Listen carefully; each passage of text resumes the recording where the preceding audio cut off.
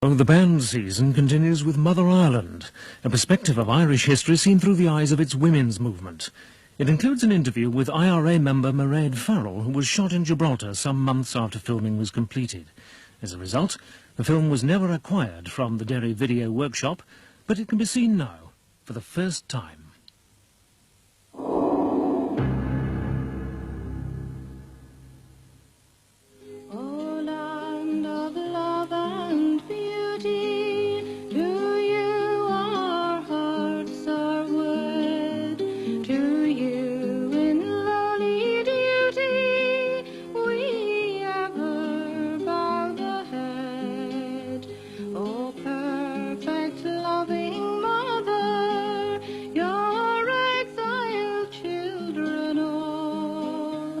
Across the sundering seas to you in fond devotion call. If you sigh, we hear you. If you weep, we weep. In your hours of gladness, how our pulses leap. Ireland, Mother Ireland, let what may befall, ever shall we hold you, dearest, best of all. I grew up, like many people, in, if you like, the framework or aura of Mother Ireland. And it has therefore always been a very strong image. Not essentially always a political image, just the relationship as an individual with the country has always been, for me, in that context of the mother country and the children. For me, growing up, it meant a very repressive image. Like, it meant the weeping woman with the harp. You know, it meant a particularly Irish version of the Virgin Mary. It always seemed to mean to me something that the church and other people were telling women what they should be. This mother image where her sons have to go out and defend her and fight because she's been defiled and that, it isn't an image I can relate to at all. I don't think it represents, today, to me, it wouldn't make me want to go out. In fact, it would have the opposite effect.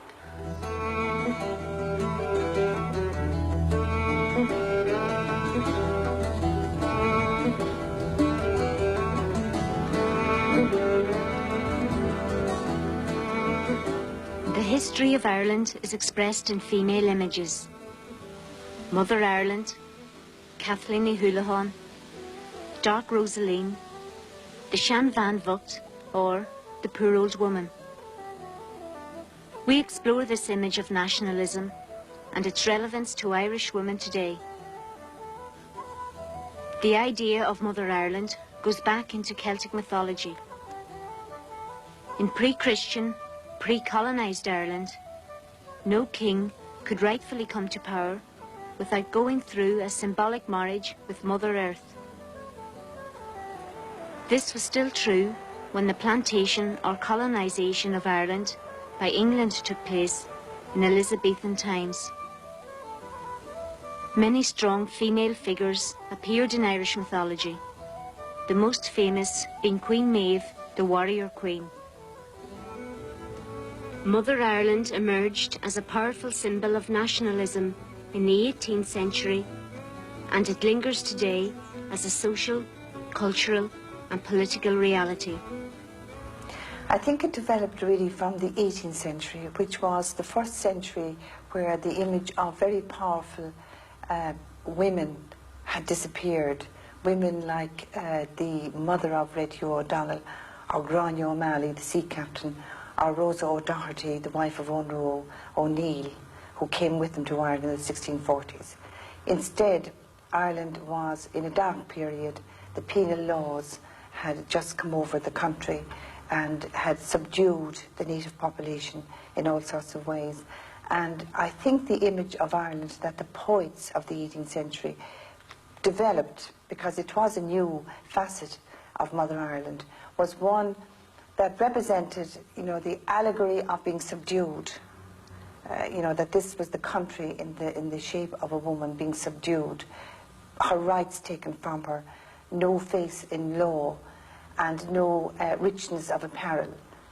And then added to that was the idea that she was symbolic of surrender and helplessness, with just that kind of gleam of hope that she was waiting to be rescued by the prince who would come across the sea to her again. And this image was, you know, it ran through all the poetry of the 18th century that the Gaelic poets, writing in Irish, composed. Oh, my dark Rosarine, do not die, do not wait. The prince are on the ocean green, they march along the deep. Their wine from the royal folk upon the ocean green, and Spanish hills shall give you home, my dark Rosarine. The last 200 years then epitomized an image of Ireland which was female and which typified, you know, her state of abjection, either through the penal laws or through her non-political status. So that it became an image of nationalism. It became a kind of submerged image of faith in fatherland. And it typified, if you like, the Irishman's persistent image, you know, of not just the country, but by a piquant turn of events, the kind of woman he favoured. The harp was also a national symbol, and from the 18th century, the harp and Ireland as a woman were often portrayed together. In MacLeise's painting, based on Moore's poem, The Origin of the Harp, the outline of the weeping, long-haired woman forms the shape of the instrument. If you look at aggressive countries and imperialist countries, they tend to be male countries, you know, like the German fatherland, and America is a fatherland. People who have a long history of oppression, I think, tend to think of their community and their country in terms of a motherland. And in its own unconscious way, I think that is an acceptance of the analogy of oppression and the oppression of women in itself. So I don't think it's a bad image. The political cartoons of the 19th century showed Britain as a dual personality, as John Bull and Britannia. This Punch cartoon shows a strong Britannia protecting a submissive Hibernia from the mad Fenian. In the Irish equivalent from the Weekly Freeman, Éireann is the dominant figure, protecting Ulster from the dragon of Orangism. Ireland was often portrayed lamenting her dead, or calling on her sons to fight for her, or exposing crimes against her people. The sun goes down each weary day on tenement and spire and people who starve and yet will not give way. So come all ye noble Irishmen, come join with me for liberty, and we'll make one mighty army to break the bonds of slavery. While these cartoons were being drawn in the 1880s, they also coincided with the emergence of the Ladies' Land League, the first radical organisation of women in the national struggle. When Charles Stewart Parnell and the leaders of the Land League were imprisoned, his sisters Anna and Fanny Parnell founded the Ladies' Land League. But when Parnell and the leaders were released, they disbanded the Ladies' Land League because they thought it was too radical.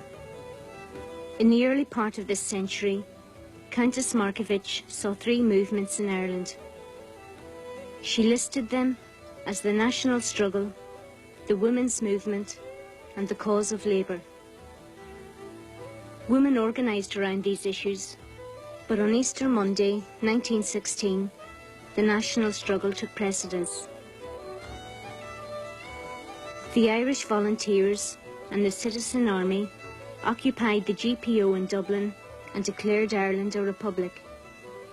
After 6 days of fighting, they surrendered. 16 of the leaders were executed, but the struggle for independence went on. Cumann na mBan, the women's section of the Volunteers, continued to play a vital role, as they had done in 1916. Women were everywhere that the Volunteers took over, except Boland's Mills. De Valera didn't believe in having women with them because De Valera, of course, is his famous saying, the girls are up on a pedestal, the comely maidens of Ireland, and should be treated as such, and that a rough and tumble place like Boland's must have been was not a place for the young girls of Ireland. And what were the feelings of the women about that? Well, they were very, very angry because they were mobilised on Mount Street Bridge, actually, ready to take part in the Boland's Mills fight.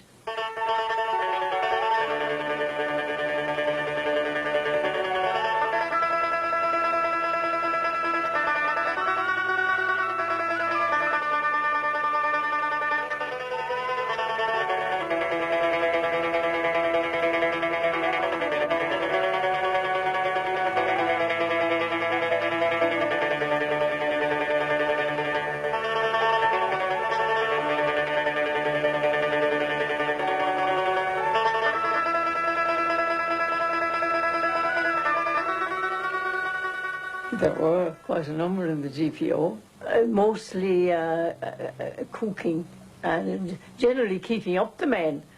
I mean, we always, in Cumann na mBan, we were always trained in small arms and rifles, just in case we'd have to use them.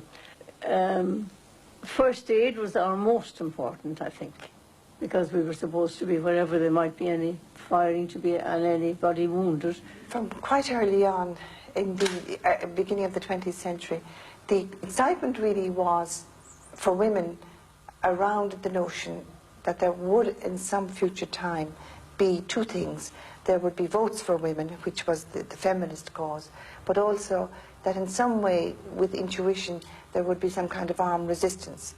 And the actual reality of matching the volunteer movement in 1914 with a remarkable women's military movement that would be concerned with intelligence, with courier work, and with actually Red Cross work. Cumann na mBan coming as it did, the founding of Cumann na mBan as it happened, came to a generation of women who had been largely exposed to kind of political excitement of a rare variety, namely the Votes for Women issue, which wasn't sitting at home in one's armchair and reading books or conducting seminars. It was actually taking to the streets and breaking windows and disrupting Prime Minister's addresses in the Gaiety Theatre, you know, and for respectable middle-class women who had got their degrees, you know, this was an experience that was quite suggestive of radicalization.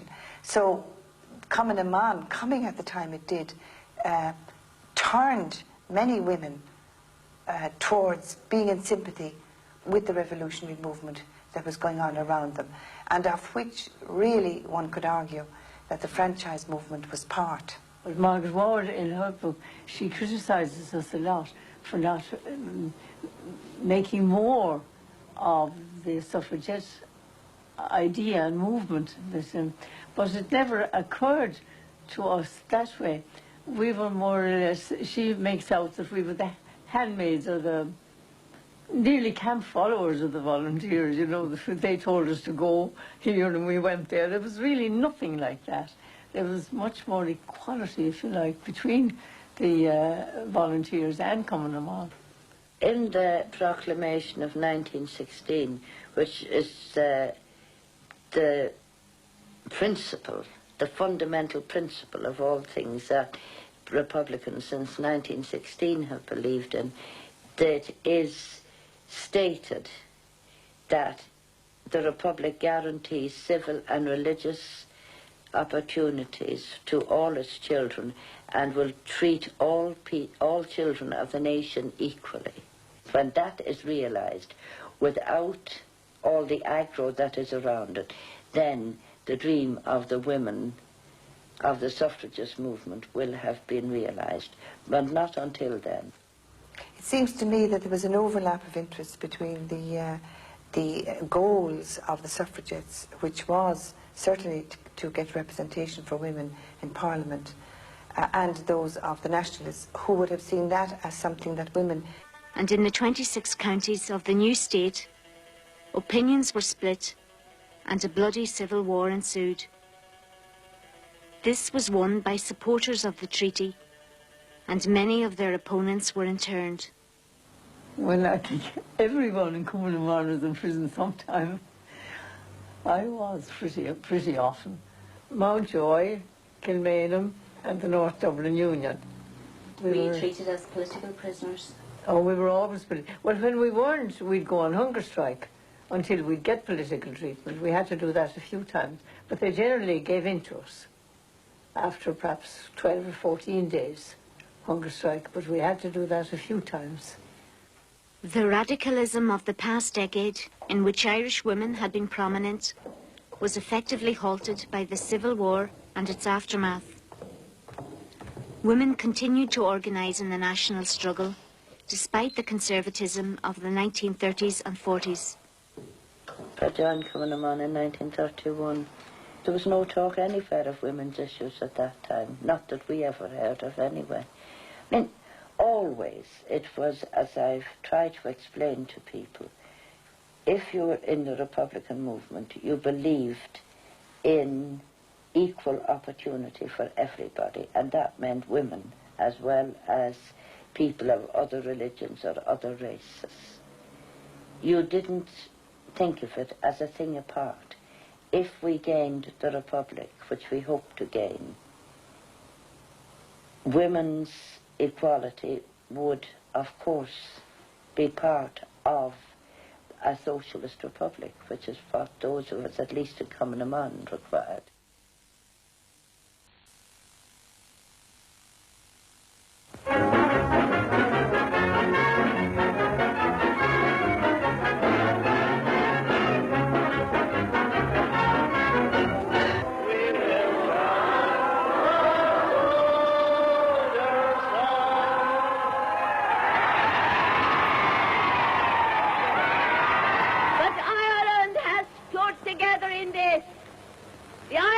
The IRA stood firm, and they have defeated Cosgrave and the coercive.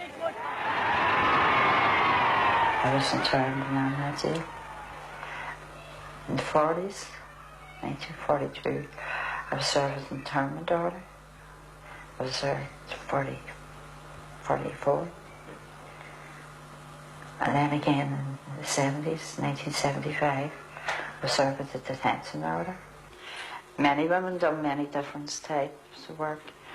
Some done welfare, intelligence work,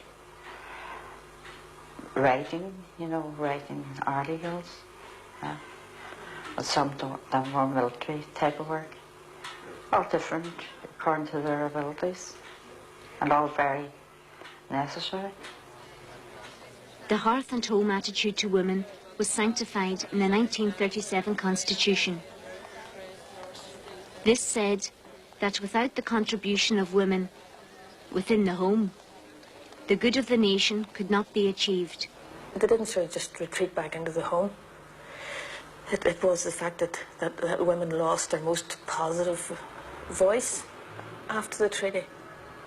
And that's how, for instance, the Constitution, the terribly anti-woman Constitution, the terrible anti-women laws, were allowed to be formed and went ahead because there was no opposition to them, because all those good, sound, radical, vocal, strong women took the Republican side, and the Republican side was crushed as much as they possibly could. But then it was men as well.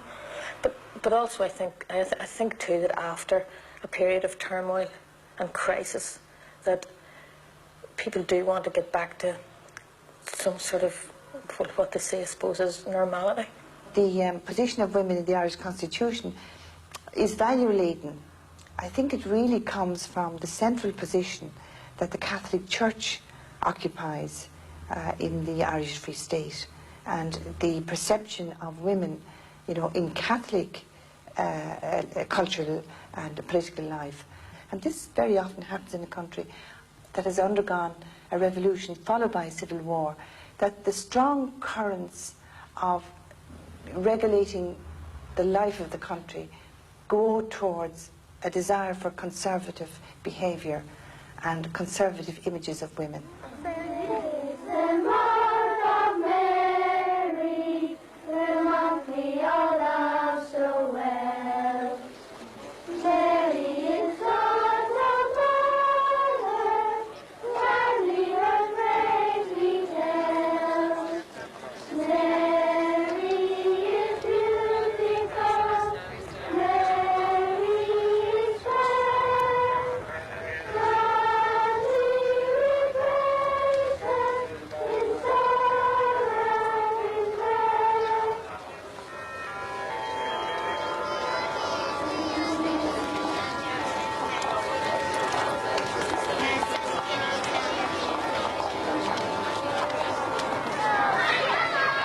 The Virgin Mary is a very, very strong image in Ireland. All the little grottos, you know, and it is Our Lady in those grottos, and people build them for you'll see them in new housing estates, say council housing estates. They will build their little grotto, and even on the side of the road when you drive down the country, you'll see a little grotto to Our Lady. But there has been apparitions of Our Lady in Ireland. People have claimed to have seen Our Lady, so they build these things to Our Lady. Mary, the mother of Jesus, has undoubtedly, since the famine, become the most effective role model for Irish women, only recently beginning to lose its hold. There isn't any strong evidence, you know, that it was a role model before the Great Famine of 1846, but after the famine of 1846, the whole faith world of people on this island really changed, because they had never experienced a punishing God before that. And after the famine, a kind of a somber element comes into the practice of the faith. So Mary, Mother of Jesus, comes up as the sorrowful mother, you know, the role model for the Irish mother who lost her sons in famine, in war, and particularly to a cause like the nationalist cause. I feel strongly that the Church does like the image of mother as the home of a woman, as the homemaker, as a passive, as a subservient person. She is always, in my remembrance of being taught religion in school, was like that this was the woman's place. It was her. In fact, I remember distinctly being told that you should have as much children as you can in order to provide the church with more followers. Like, I remember that so well. Do you remember that? Like, we were told things like that in school. In my opinion, the church, until the church will accept women in as priests and give them an equal opportunity, I don't think it is accepting of women. I think it is disregarding women as equal, intelligent human beings. I was taught exclusively by nuns in the city, and I went on from primary education to the grammar school, where we were educated and trained to be young ladies. Our future would be either as spinster teacher, spinster social worker, or if we were really lucky to be a married woman. Politics never came into it. Women were not meant to have any part in the destiny of the city. Politics and the whole Mother Ireland stuff was reserved for the boys up at the college. the fact about the current modern Irish woman is she is on the pill. She is sexually free. She is demanding work outside the home. She is controlling the number and spacing of her children within marriage. She is walking away from a marriage when it is bad. She doesn't even necessarily consider marriage a condition of motherhood. There's been a massive sea change in the social attitudes and perceptions of Irish women since 1970. Absolutely massive. It is not reflected in the official literature or the official laws. The men are still, who still control us, the holy men and the political men, are trying desperately to keep the other image alive, that of the Rose of Tralee, Irish Colleen, Virgin Mary image. But the reality, as we all know, is completely different. I left the girls behind me. They were so tall and free. But of all the girls throughout this world, give an Irish girl to me. From the 1940s through to the 60s, Ireland concentrated on getting the state's economy in order.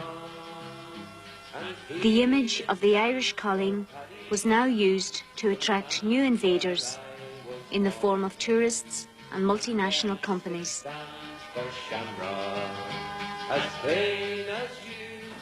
I was very pleased that it was a natural photo of an Irish mother. I've been portrayed as myself, so if people see it as a Colleen, maybe they do, I don't know, but I feel that it's just a very normal photo of me, as I would be any day of the week.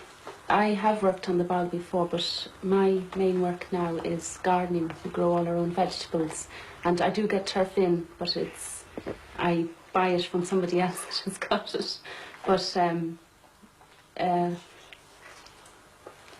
you know, if it's a realistic view, whether it's cutting turf or digging digging in your garden, that is my type of life. Like most of the people around here would go to the Boggs family unit with their children. There's an awful lot left out that isn't in the photographs, I suppose. They are romanticised, I suppose. But we're all happy in them. But the reality of that type of life is not so romantic when you go to the bog week in, week out, and the turf is still wet, and you don't get it off, or your hay is going mouldy because you didn't get it off the ground in time. The magazine is to sell Ireland, and it is an image of Ireland, of family life, which I think is always been thought of as an essential, the backbone of Ireland. And in Ireland, they still believe in that image, they still fight for that. I mean, any arguments against any issues that come up, and like divorce or contraception or whatever, they always bring up this thing of the family. This will destroy the family, regardless of whether that exists in reality or not. So it is a packaged image. The whole Rosaleen or Mother Ireland image is a very difficult one to maintain. For example, once the Free States, 26 counties, got their independence, they said the country was, they had achieved victory, and there's no need anymore to mention Rosaleen sighing, moaning and weeping. And indeed to refer to her at all would be to remind themselves that in fact the job wasn't finished yet, that part of the country was still occupied by British troops. So they very quickly stopped all references to Rosaleen as such. It reflected badly upon their virility. And then they came up with another new name. Around 1969, when the trouble started all over again, they referred to Ireland as the old woman, 4 green fields, an old woman whose land had been taken from her for one of her 4 green fields, and whose many sons were meant to go out and try and retrieve this 4th green field about her. I had 4 green fields, each one was a jewel, but strangers came and tried to take them from me. I had 5 strong sons. They fought to save my jewels.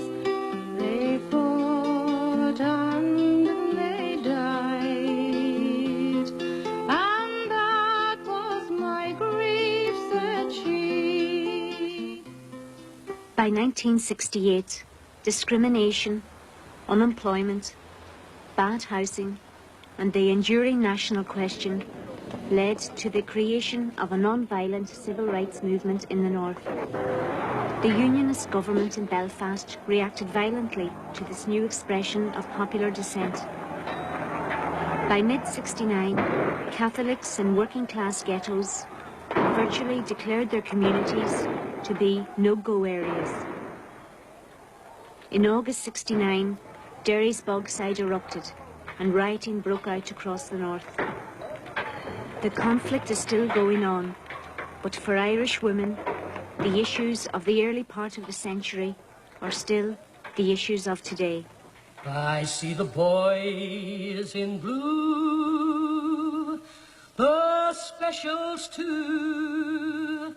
I see them coming for me and for you. And I say to myself, what a wonderful world. I build the barricades and help men fight all through the day, aye, and all bloody night. Yet I say to myself, what a wonderful world. I don't know of a mother in a working class situation or a mother in our situation in Ireland for whom every day is not a fight. Being a mother is certainly not a passive romantic image. Women's lives are traditionally all about getting on with it and making do, and therefore their collective experience is much better in social crisis. What we want a country with full employment. What we want a country with decent houses. And nobody can give it to us. Nobody can give the working class their political, their social, their economic freedom. But the working class themselves. And we've waited long enough. Now we'll take it for ourselves. Thank you. Well, in '69, women were not in any major way independently organised. Therefore, we were all in there together, women and men, doing whatever was being done. There were certainly tensions, and realistically, the whole free Derry experience, Derry wasn't that free this side of the wall either. All the internal contradictions that went on before the barricades went up, went on afterwards. Women in Derry were still producing 3 square meals a day, and men in Derry were still eating them. And the women were still washing the dishes, and the men were still holding up the corner of the bookies wall there. And when the excitement started, everybody was in it together.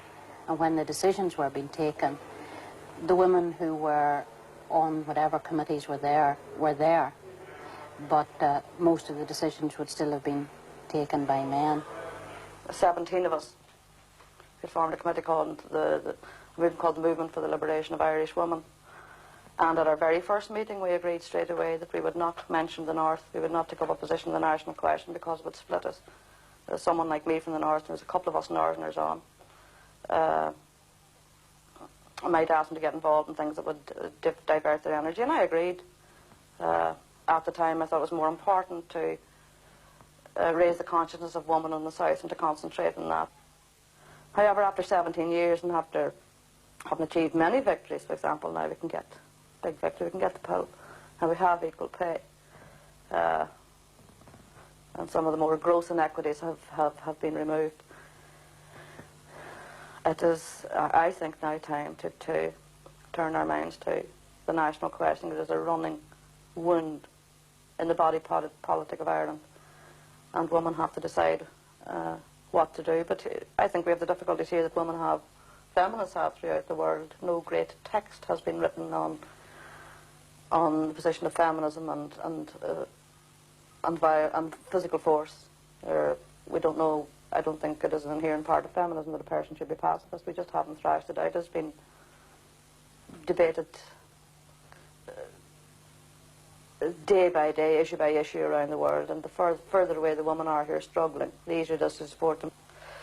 Irish women, for example, have no trouble supporting Winnie Mandela and the ANC, or the guerrilla woman of the Philippines, or the woman of Nicaragua.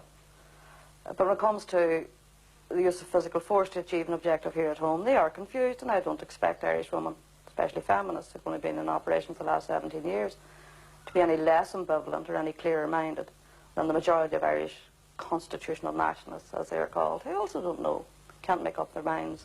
Women in the women's movement in the 1970s are women who are prepared to move out into ecology and take on, you know, issues around the environment, or they will move into the peace movement and take on an issue like the nuclear threat, or they will, you know, be much more strident in the trade union movement or in politics.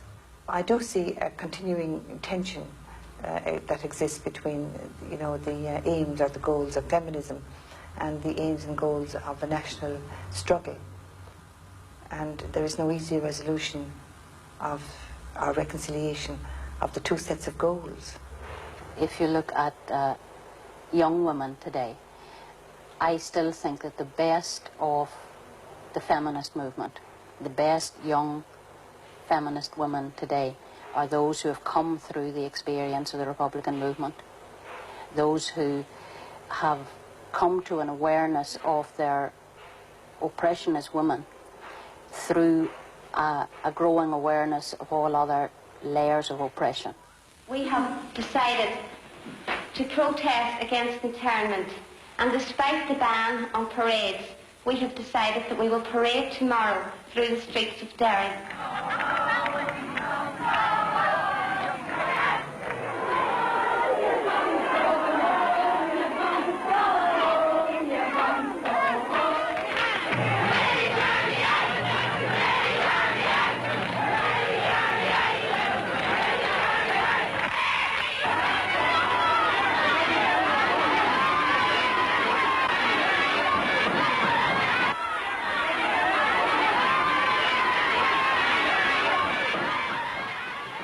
Living in Belfast was a political education in itself. My own family have a Republican background, but living on the Falls Road, I saw internment, I saw the British soldiers, and that in itself was, you know, I just got a political education from looking around me, and at that time women were involved. I was very young when I became involved in the Republican movement. At that time we were protesting about internment, and we're on the streets actually, and when the Brits came into the area, you were always out banging bindage, you know, all that crack. Myself, you know, we became aware, right, you know, I have to do something here, you know, this just isn't right. You find yourself, you become more and more involved in that. There was a military campaign, women were involved in that, and I became involved then. In 1976, I was arrested and charged with causing 3 explosions and possession of 2 firearms, and I was also charged with membership of the Irish Republican Army, which I got 14 years imprisonment and served 10.5 years altogether. I would say the Republican movement itself, you know, when it treated us as equals, certain sense. We were in prison at the same time. They didn't feel that, not even them, you know, people on the outside in general, society looked on us as the girls in Armagh, and we shouldn't really be in there. We should be out here and let the men do it, you know. The men are quite capable of doing it, and they don't need women to do it. Women aren't supposed to be politically active. We're supposed to be looked after or taken care of, and not, definitely not participating in a no-wash protest, never mind being in prison. We even thought in the early days that we were an extension. We were always, we were doing this to support the men in the blocks, but at the same time we were on it for political status, and we wanted political status as much as the men in the blocks. But I would say ourselves at the beginning didn't have a good positive attitude. Well, we were educating ourselves in there, and through events we became more aware of ourselves as women.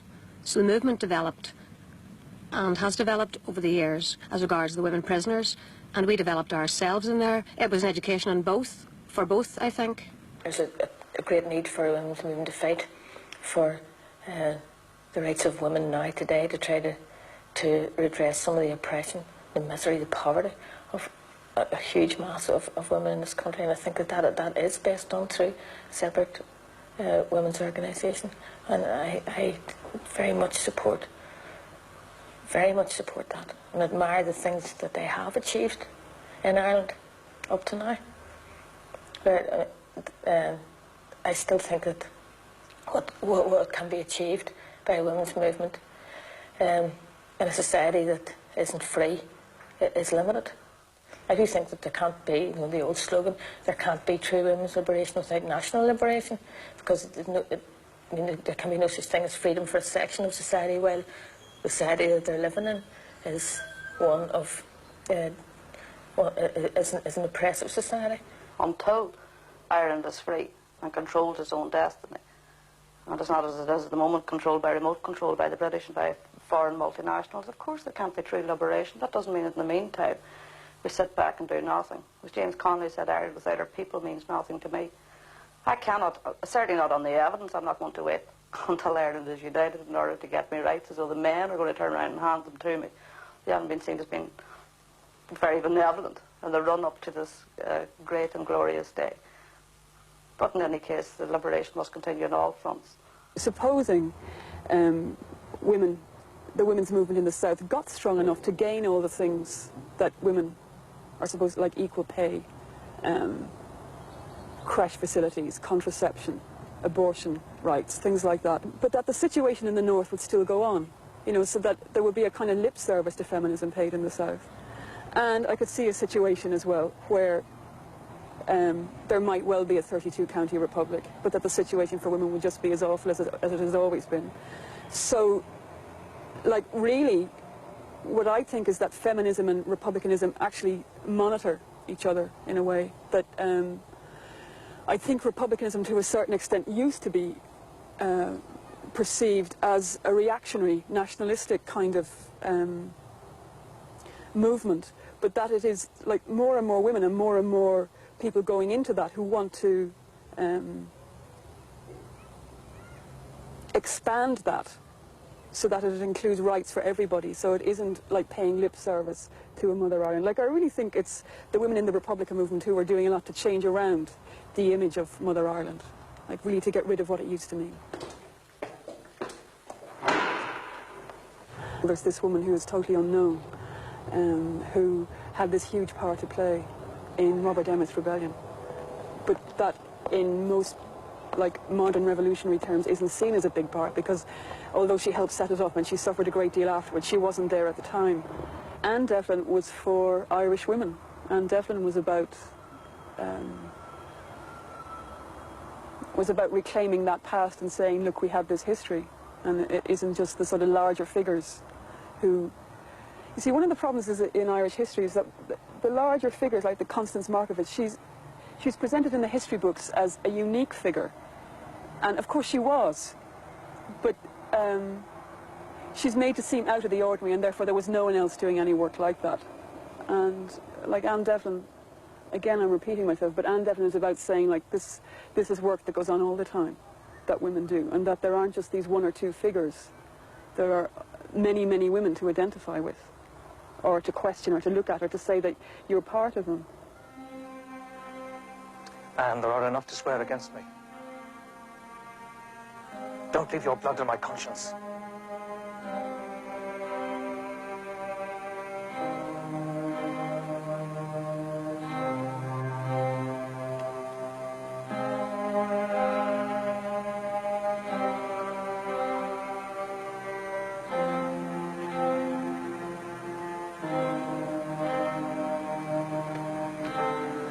And not swear one word against you. It's not for you who did it. Nearly every culture has an Anne Devlin story. That the Anne Devlin story of women, women's political beliefs and political work being devalued.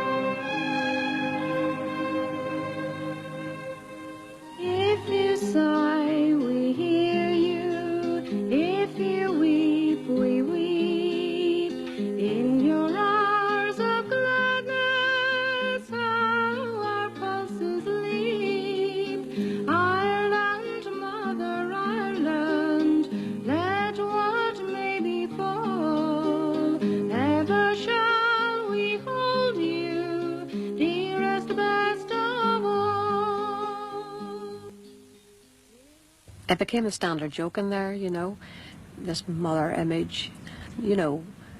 We would slag about it, and we would say our joke was, Mother Ireland, get off our back, you know, because we just couldn't. It didn't reflect what we believed in, and it just doesn't reflect Ireland, you know. Maybe at one time people could relate to it, but today, you know, we've moved away from that, and we're not going to go backwards, we're moving onwards. Like, for me, Mother Ireland is not, in the end, a positive image. Like, the associations I have with it are not positive ones.